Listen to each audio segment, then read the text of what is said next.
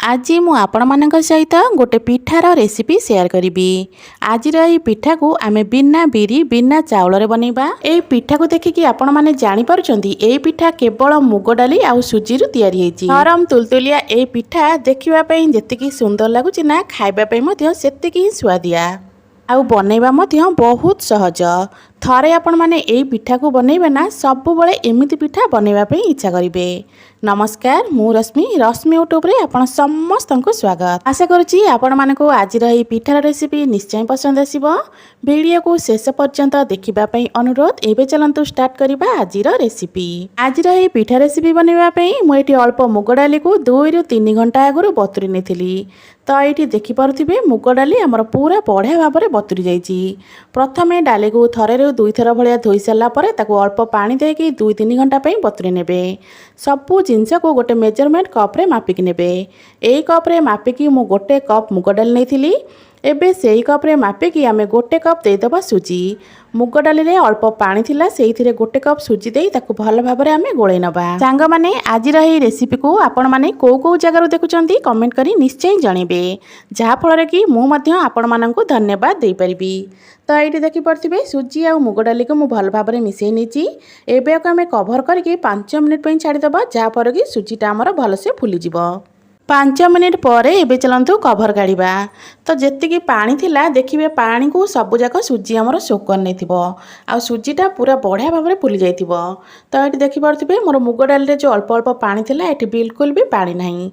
तो एबे चलंतु एई मुग डाली आ सुजी को गोटे ग्राइंडर जार देकी ना आरोटे पेस्ट बनै नबा। तो ये गोटे बड़ ग्राइंडर जार नहीं जाइए। एबे ग्राइंडर जार रे बतुरेक रखिथिबा मुग डाली आ सुजी को प्रथमे देदेबा। बिरी चाउल तो आपण माने विभिन्न प्रकार पिठा बनै खाइथिबे। थरे मुग डाली सुजीर एई पिठा को निहाती ट्राए करंतु। ये देखि पारथिबे ग्राइंडर जार रे मुग डाली सुजी को देई साला परे एबे सेई मेजरमेंट कप रे मापिकी हाफ कप रु टिके अधिक मुनेथिली चीनी। जेतिकी आपण माने मिठा खाइबे सेई हिसाब रे चीनी को कम अधिक करि देई परिबे। एबे सेथिरे अल्प पानी दबा, ता सहित गोटे देदेबा गुजराती बहुत सुंदर बास्ना आसीबो। एबे यार गोटे चिकन पेस्ट बनै नै आसीबा। तो ये देखि पारथिबे याको पूरा मु चिकन भाव में बाटी नेची। बैटर कंसिस्टेंसी देखि पारथिबे एमिति ही रखिबे, ना ही आठु बेसी गाढ़ा ना ही आठु बेसी पतला। बैटर तो हमर एबे रेडी हे गला। एबे चलंतु बैटर को रखि नबा साइड रे। एपटे गैस ऑन करी गैस ऊपरटे कड़ाई बसै नेची। सेई कप रे मापी कि एठी हमें दे देबा 1.5 कप पानी। एबे एठी मो फाळे नड़िया को पूरा छोट छोट खंड रे काटी नेची। एबे सेई नड़िया खंड को एठी दे देबा। ता सहित दबा स्वाद अनुसार लुण बा हाफ चामच रु कम एठी मु लुण देइतिली। आउ गोटे चामच एठी दे देबा गुआ घियो। फ्लेवर बहुत सुंदर आसीबो। सबु जिनस को मिसै नबा। एबे को आमे फुटिबा पई छाड़िबा। सबु जिनस फुटी गला परे एठी अल्प देइतिली गोलमरिच गुंड। गोलमरिच गुंड देइ सला परे आको आमे टिके गोळै नबा। ये देखि पारथिबे पानी हमर फुटिबा को लागलानी। पानी एमिति फुटिला परे जो बैटर बनै रखिथिले गोटे हाथ रे एमिति बैटर को ढालिबे, आउ गोटे हाथ रे आकु एमिति ही कंटिन्यूअसली गोळै चलथिबे। हाथ बिल्कुल भी रखिबेनी। आकु एमिति गोळै गोळै आर गोटे जंतुणीटे आमे बनै नबा। एटी मु कहि रखुची जदि आपण मानको आज रही रेसिपी भल लगे वीडियो को लाइक करिवे, शेयर करिवे। जदि आपण माने मो चैनल रे नुआ अछंती ताले प्लीज चैनल को सब्सक्राइब निश्चय करनेबे। जंतुणी जितेबाला आपण मैंने बनाऊे जंतुणी की बेसी हार्ड करी बनैबेनी। बेसी हार्ड करी जंतुणी की बनैले कौन होता है ना पिठाटा टिके टाण बनी थाए। देखिपे ये मो जंतुणी जमी नरम नरम अच्छे अठाड़िया अठाड़िया लगुच ना सेमती ही एमती जंतुणी की बनैले पिठाटा पूरा नरम बनिबो। तो ये आमर जंतुणी हो गलानी।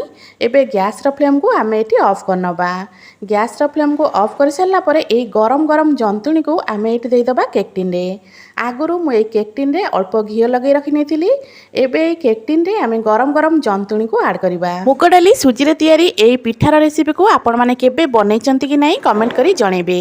जदि आपण माने ए पिठा को केबे भी बनै नांती ताले थरे तो निहाती ट्राए करिवे, तापरे कमेंट करी जणेबे आपण मानको ए पिठाटा केमती लागिला।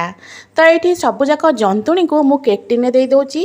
केक टिन ने सबुतक जंतुणी को दे सारा परे टिके पानी हाथ हो जिबा। पानी हाथ ही ऊपरटा को भल भाव में सेट करनबा। एमिति टिके दबे नेले कौन होता है ना चारिपट को जंतुणीटा बढ़िया भाव में रही। जंतुणी आमर ये पूरा गरम अच्छी ध्यान सहित पानी हाथ होना आपण मैंने यही प्रोसेसटा करेंगे।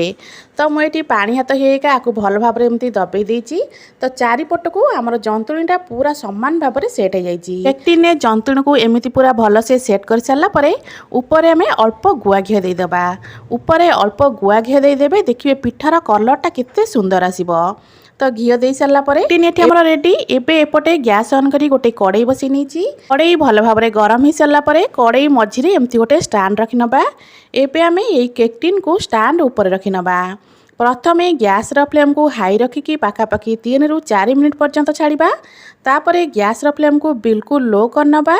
लो फ्लेम रे 20 ରୁ 25 मिनिट पर्यंत छाड़ा। 20-25 मिनिट पर देखिए आमर केते सुंदर पिठाटे बनी जाइथिबो। तो ये आम 20-25 मिनिट छाड़देवा। 20-25 मिनिट पर तो ये मु कभर काढ़ी आपण मानक देखा। तो ये देखो पिठार कलरटा केते सुंदर आसी। ऊपर ये जो कलरटा आसी ना केवल घी ही आसी। पिठा तो ये आमर हो गला। एबे चलतु गैस फ्लेम को ऑफ करनबा। आउ ये पिठा को पूरा भल से ठंडा हवा पर्यंत छाड़ा। पिठा गरम थिबा अवस्था रे काढ़ीबेनी। पिठा बिल्कुल भी भल से बाहरिबनी। तो पूरा भल भाव में ठंडा हो सारापर आपको आम काढ़ा। तो पाखापाखि 15-20 मिनिट छाड़ीदबा। 15 मिनिट पर पिठा आमर पूरा भल से ठंडा हो गला। तो ये देखिपे साइड रू पिठा सब ऑटोमेटिक छाड़ी जाइए। एबे ये केक टिन ऊपर गोटे प्लेट रखी नबा और केक टिन को प्लेट ऊपर को पलटे नबा। ऊपर हल्का टिके टैप करने पिठा देखिए केते सुंदर भाव में बाहरी पड़ो। तो ये देखिपे पिठा केते सुंदर भाव में बाहरी पड़ा। आ पिठार तलटा देखंतु केते बढ़िया से कलर हो जाइए। पिठार ऊपर आ तल भागटा बहुत सुंदर देखाउची। आ ये पिठा देखिबापई जेतिकी सुंदर लगुच ना खाइबापई मध्य सेतिकी ही सुआदिया लगिथाए। पिठा बिल्कुल भी टाणा बनिबनी। जदि आपण माने एई प्रोसेस रे बनेबे पूरा नरम तुलतुलिया बनिबो। देखिकी जानि पारुथिबे पिठाटा केते नरम बनिची। पिठा को बनई आपण माने जहाँ को भी खाइबा को देबे से माने बिल्कुल भी जानि परिबेनी एई पिठा को आपण माने मुग और सुजी रे बनेचंती बोली। तो एठी देखि परथिबे पिठाटा केते सुंदर दिसुची। मुग डाली सुजी रु तयारी पिठा एठी हमर पूरा रेडी। आशा करूची आपण मानको आज रही पिठार रेसिपी निश्चय पसंद आस्तिबो। पुणी आसीबी गोटे नुआ रेसिपी नहीं से पर्यंत रहूची। नमस्कार, जय जगन्नाथ।